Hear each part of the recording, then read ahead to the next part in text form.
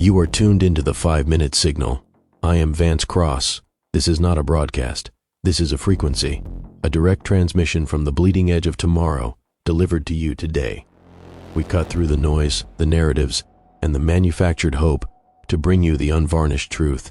5 minutes on the clock. Let's get to work. Yesterday, the United States Department of Labor decided to treat the total restructuring of the American labor market like a marketing campaign for a fast food chain. They launched the Make America AI Ready initiative. The mechanism is a government shortcode. They are asking the displaced, the anxious, and the soon-to-be obsolete to text the word ready to a 5-digit number to receive what they call foundational AI upskilling. It is a text-based surrender disguised as a digital revolution.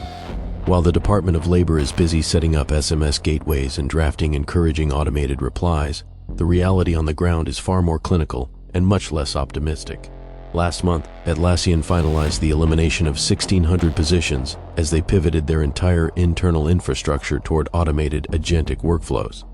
At the same time, Goldman Sachs revised its global outlook, suggesting that the 300 million jobs previously identified as exposed to automation aren't just at risk, they are in the active, non-negotiable process of being liquidated. The Ready campaign isn't a training program. It is a placebo for a workforce that is being systematically phased out by the very technology the government claims it will teach you to manage. This matters because it signals the definitive transition from innovation to damage control. When the highest labor authority in the land resorts to text message training, they aren't trying to save your career, they are trying to prevent a riot. This is the theater of competence. By telling you to upskill via a series of smartphone notifications, the state is effectively shifting the burden of survival entirely onto the individual. If you lose your job to a generative model next year, the narrative is already written. You didn't text the code. You weren't ready. You didn't engage with the pillars of the initiative. It is a brilliant move of political theater that masks a cold economic reality. The skills the government can teach you via a text message are exactly the skills that AI has already mastered at a superhuman level. If a skill can be explained in a series of SMS bursts, a machine can execute it for a fraction of a cent.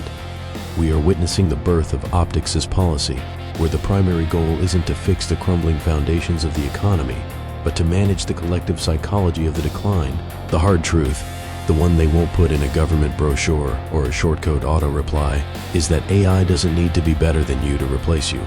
It just needs to be cheaper. We are entering the era of the compute ceiling. For the last 50 years, human labor was the most efficient way to process complex information and manage organizational workflows. That era is officially over.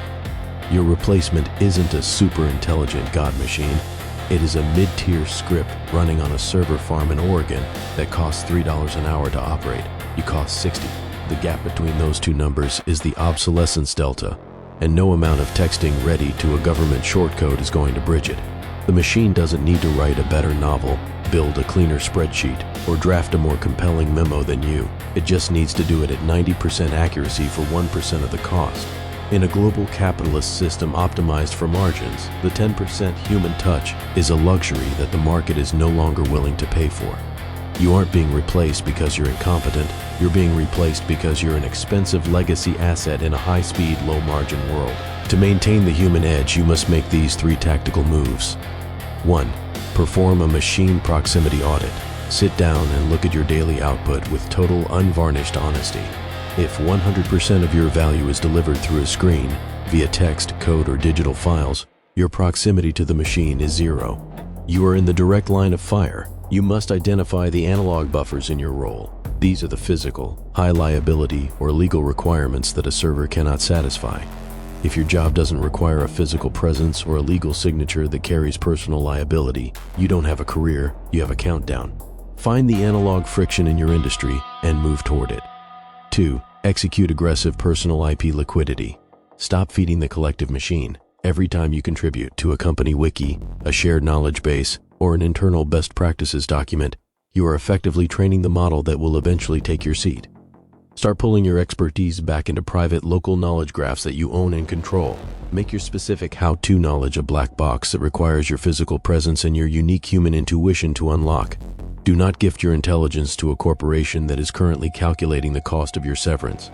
3. Shift to high-friction human services. The machine thrives on low friction, rapid processing, instant delivery, and zero liability transactions. To survive, you must move into roles characterized by high friction. This includes positions involving physical legal liability, complex human negotiation where the handshake is culturally mandatory, or high-stakes physical intervention in the real world. The future belongs to the people who do the things that the machine isn't legally allowed or culturally trusted to touch. The era of digital comfort is over, and the government's text code life vest is made of lead.